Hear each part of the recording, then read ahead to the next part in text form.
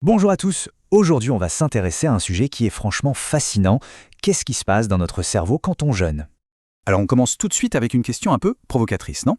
Le manque, ça peut être un carburant. L'idée que le fait de ne pas manger puisse au final booster notre intelligence, c'est vrai que ça paraît complètement fou au premier abord.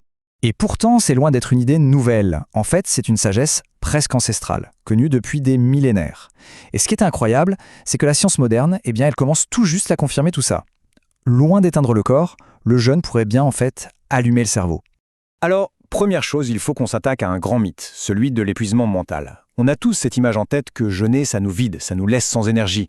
Mais est-ce que c'est vraiment le cas? On l'a tous entendu et peut-être même ressenti.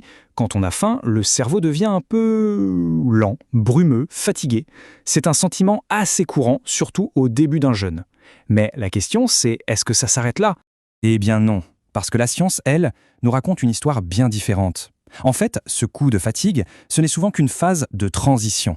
C'est le moment juste avant que le cerveau ne passe à la vitesse supérieure. Et ça nous amène justement à la question du carburant.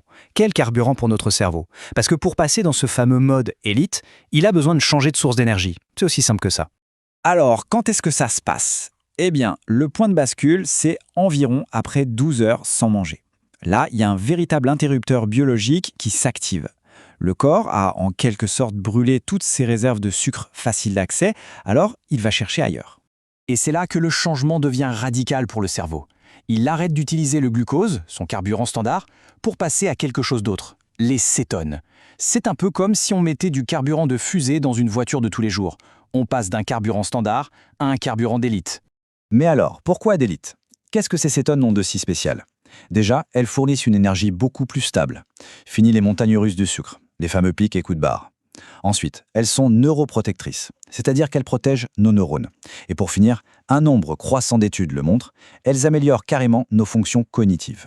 Mais attendez, ce n'est pas tout. Le jeûne, ce n'est pas juste un changement de carburant. C'est une véritable mise à jour de tout le système. Et ça passe par une phase qu'on pourrait appeler le grand nettoyage cellulaire. Le premier acteur de cette mise à jour, c'est une protéine au nom un peu barbare, le BDNF. Pour faire simple, imaginez que c'est de l'engrais pour le cerveau. Pendant le jeûne, sa production explose, ce qui aide à créer de nouveaux neurones, de nouvelles connexions. Et ça booste la mémoire et l'apprentissage. C'est logique en fait. C'est un mécanisme de survie. Un cerveau qui a faim a tout intérêt à être plus performant pour trouver à manger. Et le deuxième mécanisme clé, c'est l'autophagie. Encore un mot compliqué, mais l'idée derrière est super simple. En gros, c'est le service de nettoyage et de recyclage intégré de nos cellules. Pendant que le système digestif est au repos, le corps en profite pour